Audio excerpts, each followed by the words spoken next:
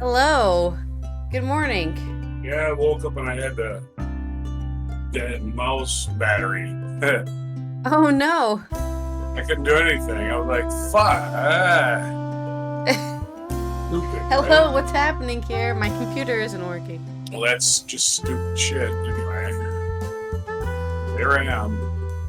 There you are. Not even in person. Yeah, so I'm sitting there like everything's ready to go. I just couldn't move my mouse. You couldn't actually use your computer yet. Right, stupid shit like that. A freaking AA battery. That's AA all because of a AA battery, yeah. Yeah, AA battery. Fit a lot. I guess it was about a 5-minute delay while I looked for batteries. Yeah, I was putting moisturizer on my face, I think, when you were looking for a battery, so. Oh yeah. At least your face is good. Alright, we're almost ready. Today on Before Coffee, it's absurd. Italy's judiciary in power struggle with far-right government. Bank of America has been ripping off its customers. Zelenskiy fails in effort to secure invitation to join NATO at Vilnius summit. We explore on Weird Wednesday, we explore words that should be words and should have new definitions. After 2 years of real progress on climate, a European Greenlash is brewing. This is an opinion piece from Natalie Toshi. And an overdue book is returned after 119 years. Today on July 12, 2023. Comprehensive news of planet Earth on Before Coffee.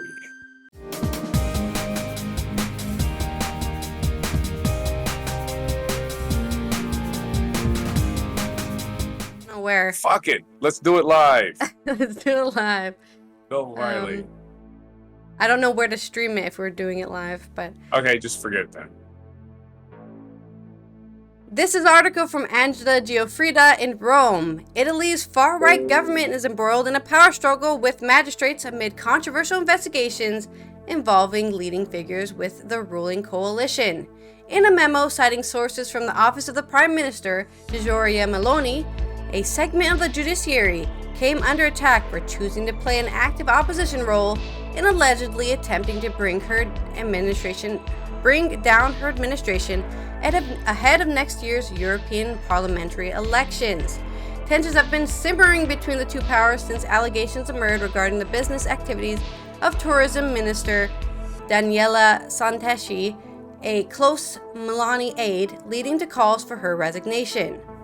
A judge also came under fire from the government after refusing a request from the public prosecutor to shelve a case involving Andrea Del Mastro, an official from Meloni's Brothers of Italy, a party with neo-fascist roots.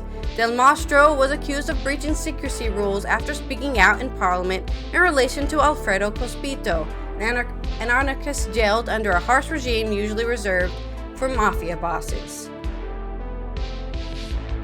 But magistrates have hit back, arguing that the false accusations against them undermine trust in the judiciary. To do this merely because a judge is doing his job conscientiously and is dealing with a case which happens to concern a politician means delegitimizing the judiciary. Salvatore Cassiato, the secretary of the Magistrates Union A&M, told Rai Radio 1. Meloni's government is trying to push through judicial changes, including limiting the use of wiretapping and abolishing the crime of abuse of office, both of which have been criticized by magistrates. The government is also seeking to separate the career paths of judges and prosecutors so that they can no longer switch from one job to another, a measure described by some magistrates as a way to punish the judiciary. Carlo Sorgi, a retired magistrate, said, "It is inevitable that this right-wing government, not being with legal parameters, clashes with those who have to enforce the legal parameters. When a case emerges against one of their own, they feel scandalized. It's absurd. But in reality, they are attacking magistrates because they want faith in magistrates to be weakened in public opinion."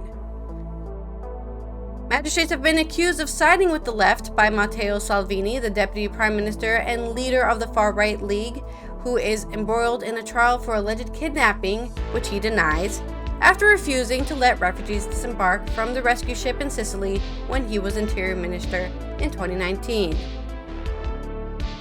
Eli Schlein, the leader of the center-left opposition Democratic Party, has criticized Meloni for remaining silent over the investigations, especially that involving Santace, who is accused of COVID benefit fraud, as well as failing to pay suppliers and of firing staff without giving them redundancy payments.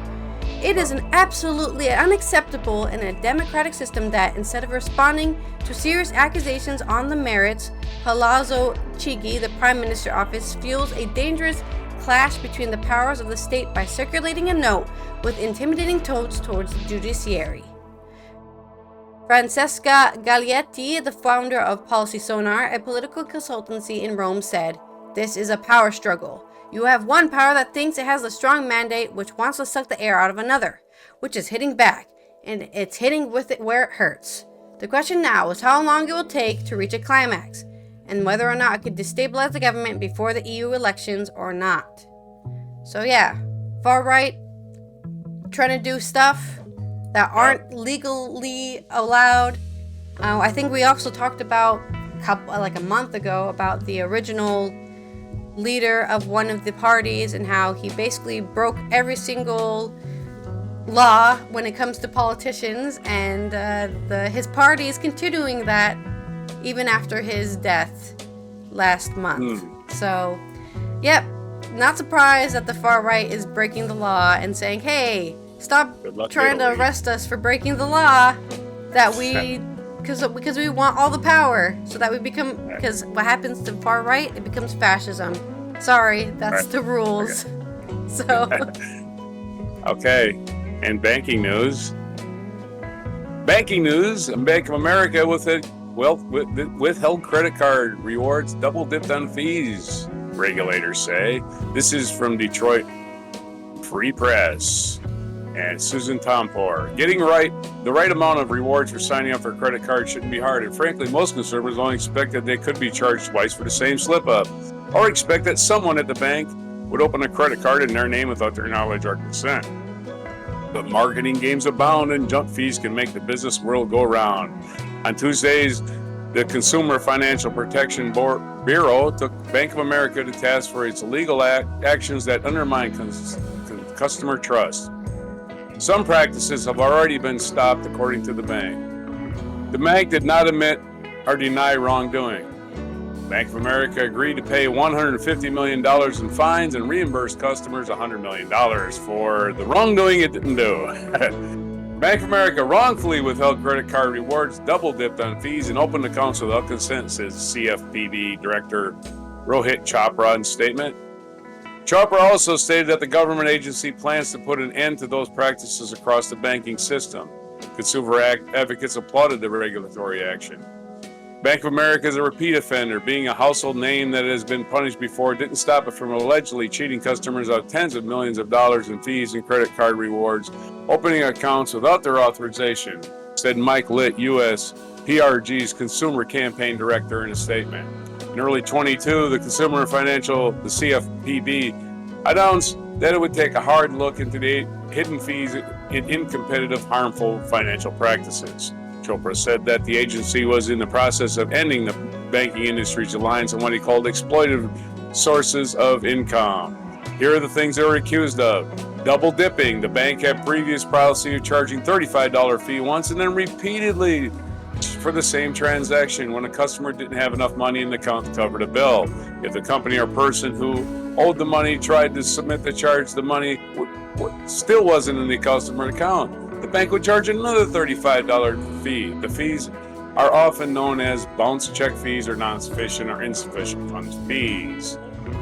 Other things they would do, Bank of America claims they stopped doing it in 2022 and have dropped the $35 fee entirely. We voluntarily reduced overdraft fees and eliminated all non-sufficient fund fees in the first half of 22, according to the bank spokesman. Also, withholding rewards. Bank of America illegally withheld promised credit card account bonuses, such as cash rewards or bonus points, to tens of thousands of consumers. At various times between 2012 and 2021, B of A's advertised sign-up bonuses, sometimes worth $200 cash rewards, sometimes 50,000 points, which amounted to a $500 value. Regulators charged that the ad made it appear that the bonus was available to all applicants in some online advertisements, according to the consent order, and did not expressly state that sign-up bonuses offers were limited to online applicants. They're also doing opening unauthorized accounts. A now disbanded sales-based incentive evaluation program apparently contributed to the misuse of consumer information and creation of unauthorized accounts. The CFPB states that going back to 2012, some Bank of America employees illegally applied for and enrolled consumers in credit card accounts without consumers' knowledge or authorization. So the consent order noted that the opening new credit card accounts without consumers' consent went against the bank's policies and procedures and involved a small percentage of the bank's new accounts. Bank of America, in the interest of compliance and resolution of the matter and without admitting or denying any wrongdoing, agreed to the consent order according to the regulatory findings. Your story. If you're still there. I cannot believe banks are stealing money from people with absorbent famously, fees. Wells Fargo used to hold our mortgage. Still, every once in a while, sends us a check for like $200 for whatever they did to us. Sorry, guys. Here you go. No explanation. Just we're settling a lawsuit. Okay. How many lawsuits do they have to do before they stop doing these things? Well, that was Wells Fargo. That was another thief ring. The thief ring. Okay, in NATO and Ukraine news, Zelenskiy is trying and failing to get anybody to agree to let Ukraine join NATO at some point in the future.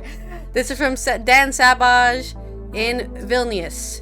Volodymyr Zelenskiy has failed in a last-ditch effort to secure an invitation for Ukraine to join NATO after leaders of 31 countries signed off on a declaration that did not give a firm timetable or clear condition for its eventual membership.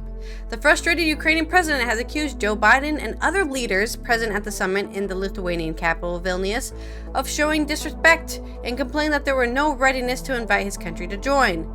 But the dramatic lunchtime intervention on Tuesday had no impact on the final summit communique, issued a few hours later. It said that while Ukraine's future is in NATO, the alliance would only extend an invitation to Ukraine when Kyiv had completed certain democratic security sector reforms.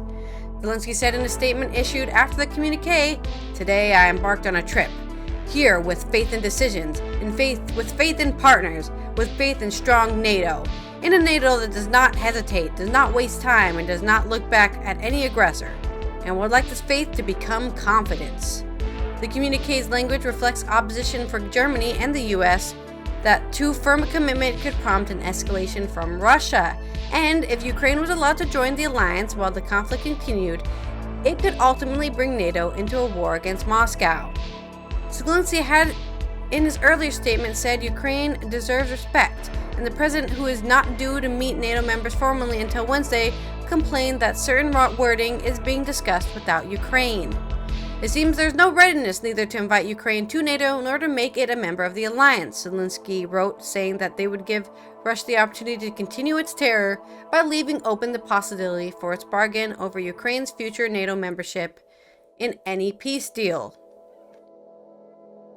It was a rare departure from Zelenskiy's international appearances in which the wartime leader has sought to woo Western nations with carefully calibrated statements aimed at winning broad support to help him fight off Russian invaders. But NATO sources said they believe Zelenskiy had been engaging in a last-minute hardball public diplomacy in hope of prompting a rewrite of the final summit declaration before the two-day gathering closed on Wednesday. On Sunday, before the summit, which we talked about, Biden said Ukraine was not ready for membership and needed to show progress on democratization and a whole range of other issues, whatever those issues may be. But there were signs on Tuesday that not all the alliance members agreed with this approach. Petr Pavel, the president of Czechia, said in an interview with Sky News that any agreement that did not allow Ukraine to start the process of joining NATO once the war ended would probably not be satisfactory. Ukraine believes NATO membership is the only viable solution to prevent future attacks on it by Russia, but the U.S. and other alliance members fear allowing Ukraine to join at some future point could be interpreted by Moscow as escalatory. Western leaders, however, remain keen to emphasize other forms of ongoing support to Ukraine. On Wednesday, the G7 leading economies, including the UK, will commit a framework of long-term security arrangements aimed at guaranteeing long-term weapon supply and economic support to Ukraine while the war continues. Several NATO members have announced they have supplied or would supply Kyiv with more weapons and would enhance military spending. France said it had sent Scalp long-range missiles to Ukraine, the equivalent of Storm Shadow weapons previously sent by the UK. Germany said it would lift its defense budget to 2% of the GDP, a long-standing NATO target, next year. Ukraine also said it had reached an agreement with 11 countries to help train its pilots to fly NATO standard F-16 fighter aircraft. I think also that's the real reason Ukraine wants to join NATO, is they get access to NATO weaponry, like specifically things that is made for NATO. So right. Yeah, it's just one of them things. So the leaders had met for dinner on Tuesday evening, and at most will hold post-summit press conference around Wednesday lunchtime, which is probably already happening right now. And Biden is due to give a speech in the afternoon when he's set out of his position and not expected to take questions. So Biden's just gonna say something, oh well, something democracy, even though I don't know what Ukraine needs to do to be more of a democracy. They hired an actor, so, you know. Well, a comedian, really. Yeah, a comedian and an actor as the president. But he's not a politician. So. And he's in a spot, you know. He's like, my country's been invaded. You know, you can appreciate where he's at, but you can also appreciate it's like, you know, you're at war before you asked to join NATO. You know, why didn't you ask to join 3 years ago? You know. They did. That's the thing. Did they? Yeah. Famously, after Crimea happened, they said, "Please let us join NATO, please." And then. I can't remember. I read it yesterday during the Biden article, but basically, I think the U.S. and the U.K. or somebody said, "We promise you, we will work on getting you into NATO," right? But they didn't say by 2023 or by 2050. They didn't give a timetable, which is why this is why Ukraine is asking, please, if you want us to join, just give us a freaking timetable so we can hold you onto it. But since they're not giving them a timetable, they can't hold NATO onto anything, right? There's nothing Ukraine can do about it. It's just going to be a matter of time and having the politics right. That's all that's got to happen. It's Turkey was opposed to Sweden until this week, so it's just going to change. That's all. It's going to take time. He's got to be patient. Sorry, that's the way it works. They just specifically want somebody to say, we'll try to get you in by here, and they're just not getting that. So you're free to go. Okay. And we're going to talk about the annual neologism contest that the Washington Post asks its readers to send in their submissions for words and their new definitions. It's called a neologism. It's like, we're going to give this word a new definition.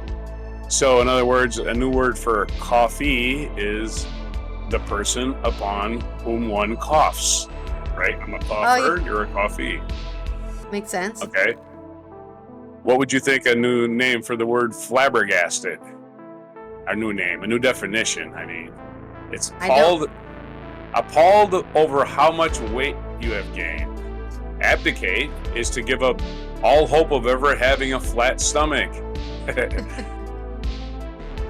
To attempt an explanation while drunk is called esplanade. If you are willy-nilly, you're impotent. Another definition for negligent describes a condition in which you absent-mindedly answer the door in your nightgown. That is negligent. To lymph is to walk with a lisp.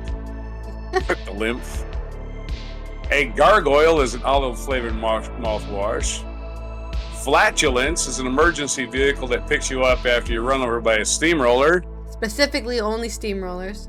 Only steamroller, because you're flat. You need a flatulence. A balderdash is a rapidly receding hairline. A balderdash, it's dashing. Dashing backwards, yeah. Testicle is a humorous question on an exam. Testicle. Anyway.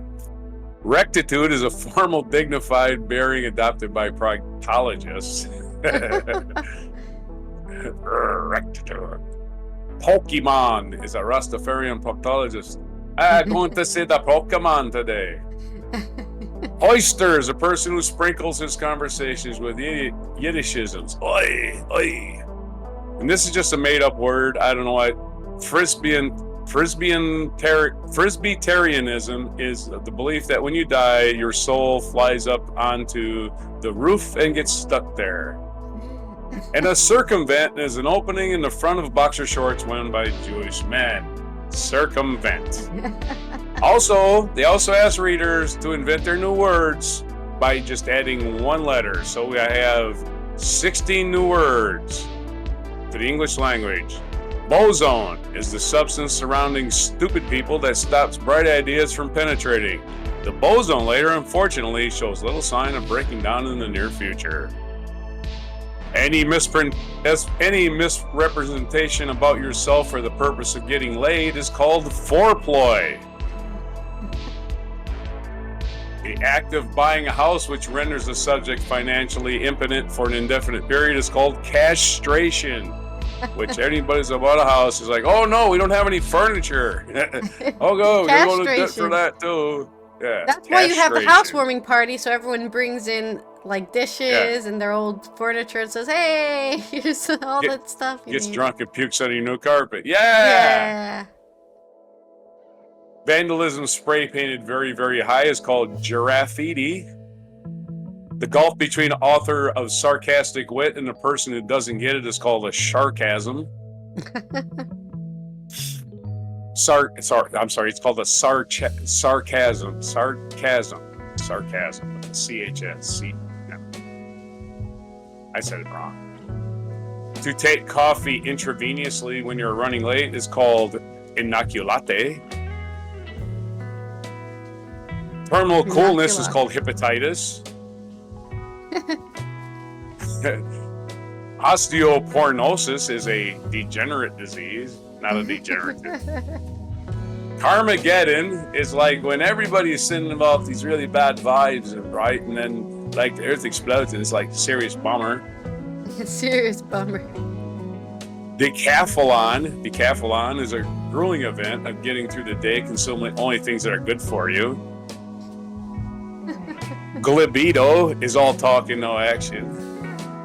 The Doppler effect is a tendency of stupid ideas to seem smarter when they come at you rapidly. Yeah, we do this and we do this and we do this. Yeah, that sounds great. Let's go. Oh, that seems really smart for some reason. Maybe because I'm high. Arachnoleptic fit is the frantic dance performed just after you accidentally walk through a spider web. Oh! And the Beezle bug is a Satan in the form of a mosquito that gets into your bedroom at 3 a.m. and cannot be cast out. And the last one is, well, there's two more. There's a caterpillar, the color you turn after finding half a grub in the fruit you've eaten. And an ignoramus. An ignoramus, you know what an ignoramus is? It's a person who's both stupid and an asshole. Hey. Your story. Okay. I will definitely be using Beezle bug because that's happened to me on Saturday. It happened to me on Sunday. Like I have so many like unconscious scratches, right? Because you're sleeping, but your body still is like, oh, that itches. And then I wake up and I'm like, oh God, what happened? I got bit by a mosquito during the night and my body was scratching. Freddy Krueger got you. Yeah. Okay, in an opinion piece from Natalie Toshi, we're talking about the Greenlash that may be brewing in Europe. When floods swept Europe, when floods swept Europe in July 2021, killing more than 200 people in Germany, Belgium, and neighboring countries. This is when the Maas overflowed and just flooded anybody who was next to the Maas. It was a disaster that came as the climate crisis was moving to the top of Europeans' political agenda. All of a sudden, climate was no longer an abstract that could be battled in the distant future. It was already here. causing shocking weather events, destroying lives, and leaving people homeless. In Northern Europe especially, spurred by Friday's 4 future school strikes, the climate crisis has already spilled into politics, pushing policy into action. But in 2021, measurable progress towards the goal of net zero emissions by 2025 began to be made. The EU didn't just limit itself to ambitious targets enshrined in laws and regulation, it also put its money where its mouth was. Neither the pandemic nor Russia's subsequent invasion of Ukraine distracted its focus. On the contrary, Europe used these cries to put a flesh on the bones of the Green Deal, accelerating its race to net zero. As a result of the pandemic, the EU agreed to channel 37% of its economic recovery funds to the energy transition, while its response to Russia's invasion of Ukraine and the energy crisis is unleashed. European countries stepped up their investments in renewable and energy efficiency as they strive to wean themselves off Russian gas. In 2022, renewables overtook gas to become the leading source of electricity generation in EU, with solar power leaping by a record 24%. Key policies have been approved, from the extension of carbon pricing to cover the politically sensitive areas of buildings and transport, to the adoption of a carbon border tax to ensure the EU as an industry is forced to decarbonize. Europe doesn't end up importing dirtier and cheaper products from elsewhere. A few weeks ago, a senior official at the European Commission told me that the EU had completed the lion's share of its green agenda in this legislative cycle, well beyond Brussels' rosiest expectations a few years ago. Yet gray, or rather brown, clouds are now massing on the horizon. Across Europe, worrying signs of green backlash are surfacing as citizens and businesses start feeling the cost of energy transition. Dutch farmers are up in arms over stringent limits on nitrogen emissions, arguing that they will make European agriculture financially unviable. The German public is fretting over the phase-out of gas boilers, while the car industry has successfully squeezed in a loophole for synthetic fuels to lengthen the lifespan of conventional combustion engines, which are meant to be phased out across the EU by 2035. The French President Emmanuel Macron and the Belgian Prime Minister Alexander De Croo have both publicly called for a pause in the EU's green legislative agenda, while Poland is fighting for exemptions to stainless coal subsidies. In the European Parliament, Conservatives and centre-right MEPs are putting smokes on the wheels of the nature conservation law, the biodiversity part of the EU's Green Deal. There are two opposing interpretations of this Greenlash. The first is the pressure is mounting against the green agenda because it is now real. As long as climate action was abstract, lofty goal, it was easy for everyone to pay lip service to it. You could do the right thing and stand up for actions on the climate crisis without paying the price for it. Now the hard part. Although action is still far too slow and uneven, it is actually happening. This change, often referred to as the green transition, is revolutionary in its scope, complexity, and speed at which it's meant to be taking place. And revolutions have winners and losers.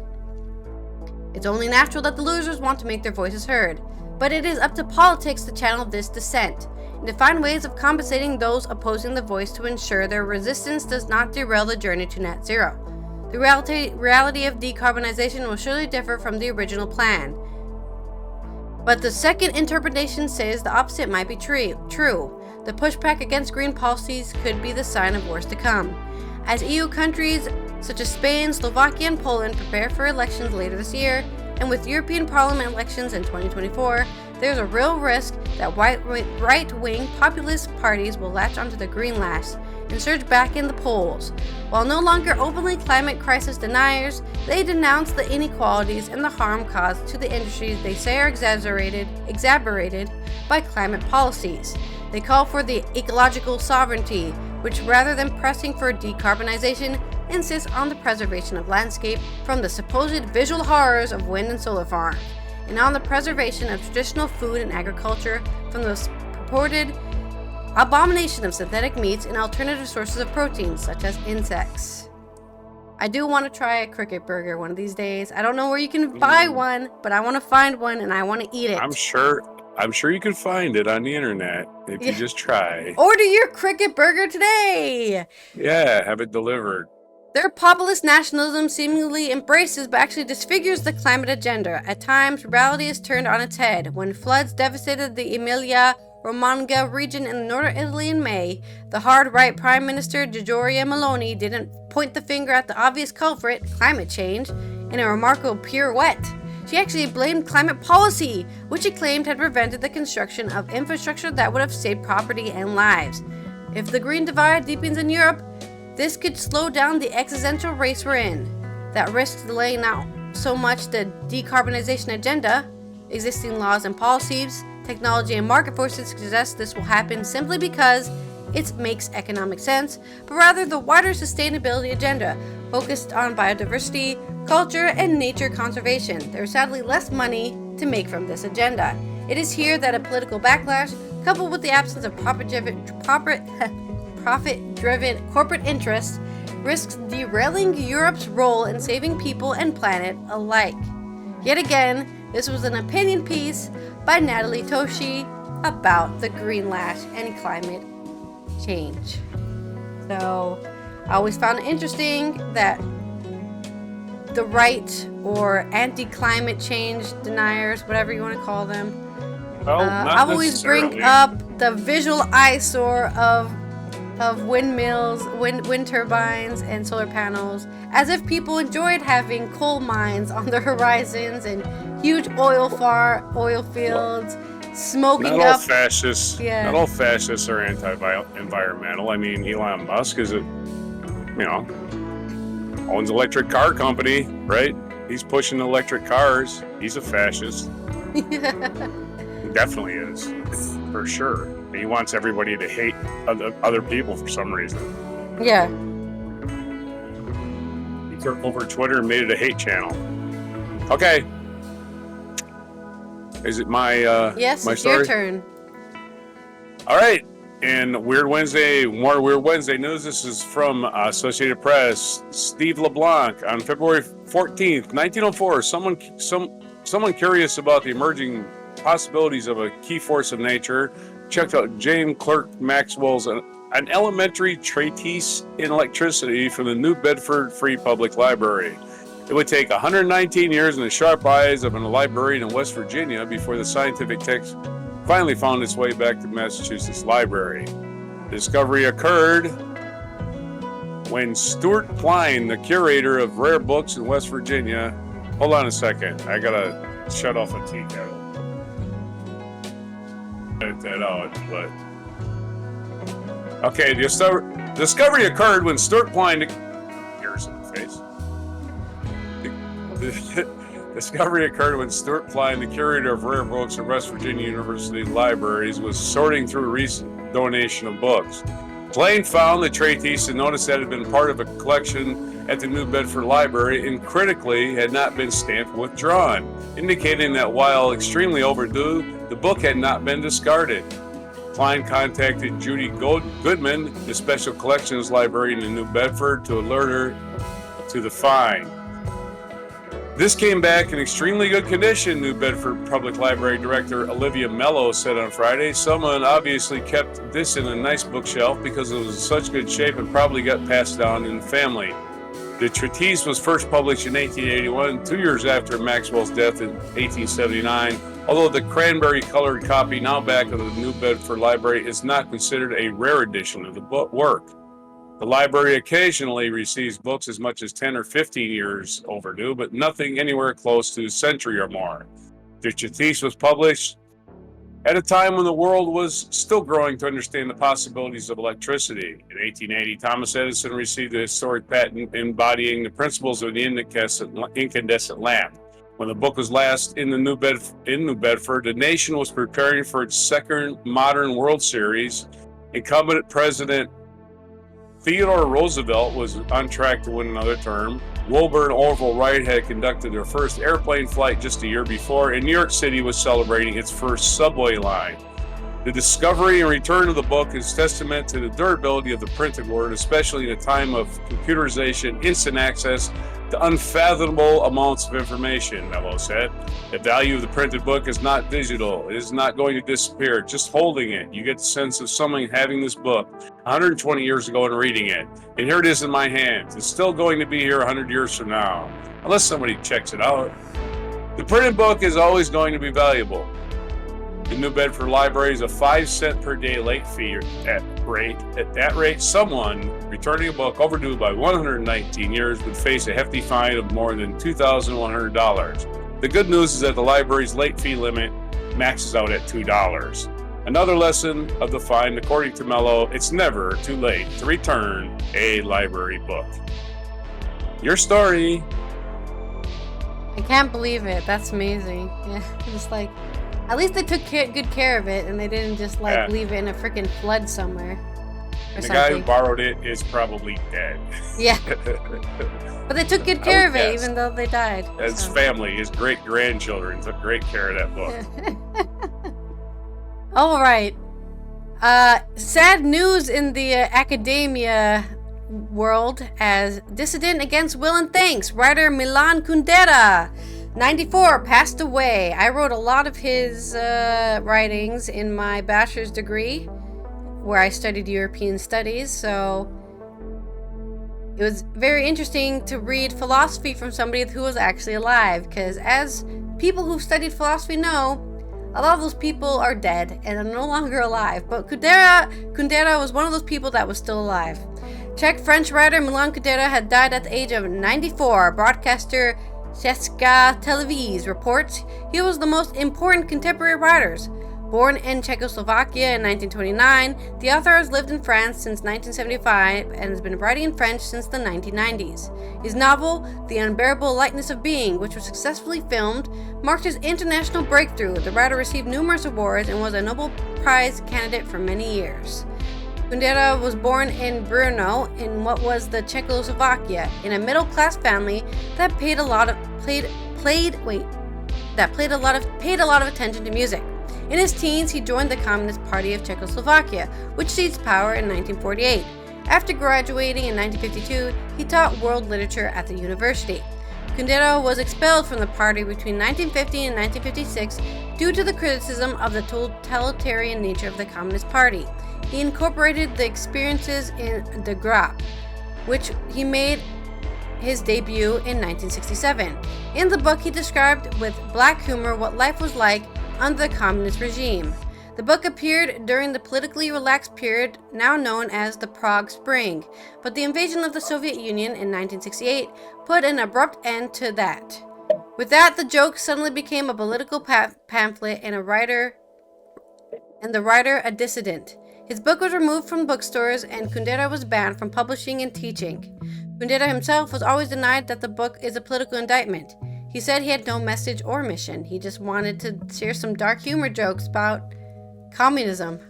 At first, Kundera continued to believe that reforms of Czechoslovak communism were possible, but in 1975, he gave up and left for France, the country where his second book, Life is Elsewhere, was published in 1973. After his Czech nationality was taken away in 1979 as a result of the Book of Laughter and Oblivion, he acquired a French citizenship in 1981. Dissatisfied with the stylistic change his book had undergone in the transition process, he revised all previous French translations of his books. From the earlier 1990s, he published only in French. Kundera's best-known work is The Unbearable Lightness of Being from 1984. The story is set around the Russian invasion of Czechoslovakia in 1968. In the philosophical novel, 4 main characters with different backgrounds and ideas struggle with existence and personal freedom. It deals with the matters such as chance and predestination, politics, arts, love, and sex. Kundera saw it as a novel's ultimate task to fathom human existence. In his view, the novel is the only form in which existential inner world of man, an interplay of dreams, nightmares, loves, fears, and desires, could be explored in all its complexity. Ultimately, it is the inner world that gives meaning to life according to his philosophy. The ultimate kitsch. In 1988, I never know how to say that word. Kitsch. Kitsch. The 1988 film adaptation of The Unbearable Lightness of Being, with Daniel Day-Lewis, Juliette Binoche, and supporting role for Derek DeLint, was a great success, although Kundera was not pleased with it. He felt that his novel had been filmed as a straightforward love story, from which all depth and complexity in his characters had disappeared. Kundera called the film adaptation ultimate kitsch, and walked out of the cinema during the premiere halfway through the film. Kundera lived in a retired life in France because he felt that he often misquoted and misunderstood in the media. He hardly appeared in the public. He preferred to visit his friends he still had in what is now the Czech Republic and Slovakia incognito. Unexpectedly, in 2014, he came up with a new novel, The Feast of Insignificance. In addition, at a later age, he wrote a thick book about writing itself, Over the Romankunst. In 2018, Kundera was visited in France by the Czech Prime Minister Babiš, who offered to give him back his Czech citizenship. A year later, Kundera and his wife received the official documents from the Czech ambassador to France, and after more than 40 years, they officially became Czech again. And then he was like, okay, I'm Czech again after all this time. I've finally Czech, and now he's gone, and no more writing will be received from Kundera. But yeah, rest in peace, Milan Kundera, and hopefully you help create some more philosophers out there in the world. Okay, well, I guess we're up to this day in history. Yep. This day in history, 1543, King Henry VIII was wed his sixth and last wife, Catherine Parr. So it took him 6 wives before he was up to par. Oh, Jesus. All right. In 1862, the Medal of Honor awarded for the battlefield of bravery was created by the U.S. Army. In 1884, Italian painter and sculptor Amedeo Modigliani, whose portraits are among the most important of the 20th century, was born. 1904, Chilean poet Pablo Neruda won the 1971 Nobel Prize for Literature, was born in Paral. In 1920, the independent Republic of Lithuania, having successfully expelled invading Soviet troops, signed a peace treaty with Russia.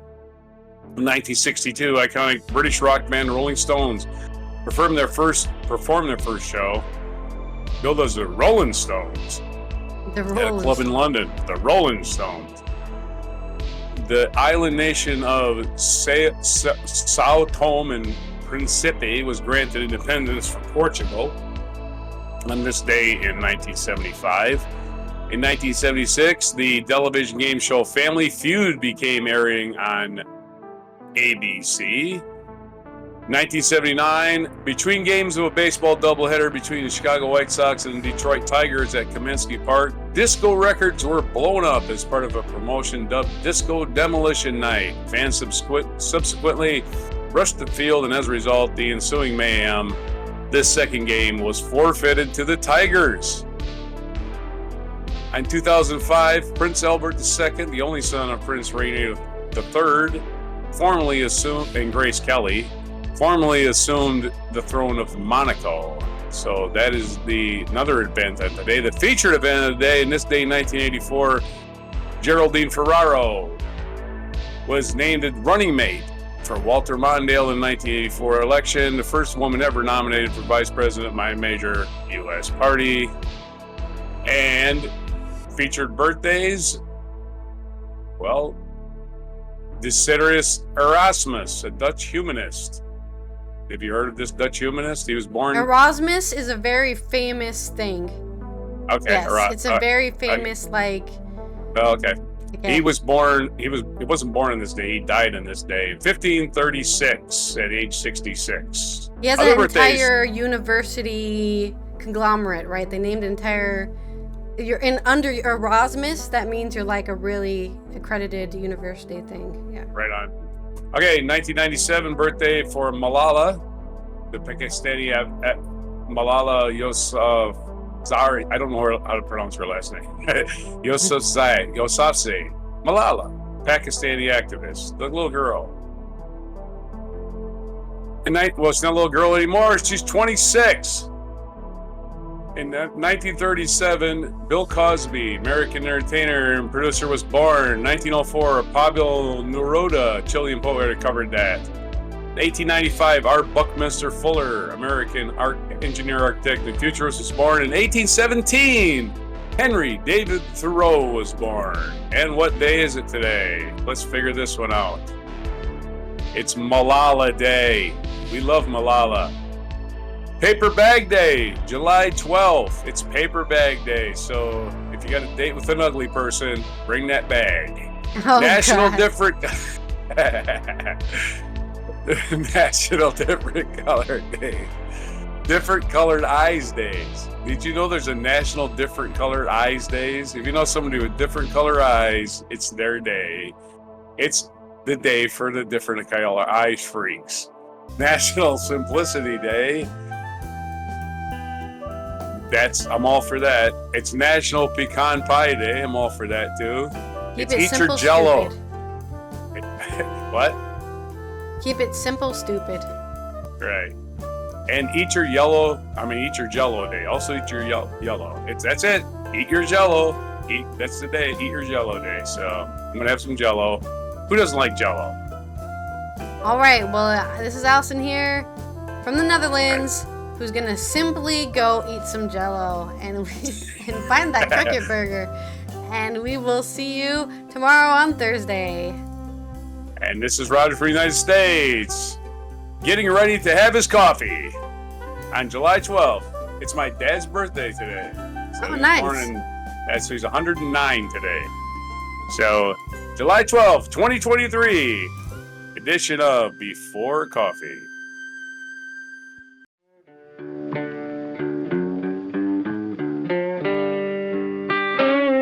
Be sure to hit the like, subscribe, and notify buttons, and follow our other channels, Toxic Alley, History of Gravy, and Scratchy Old Records.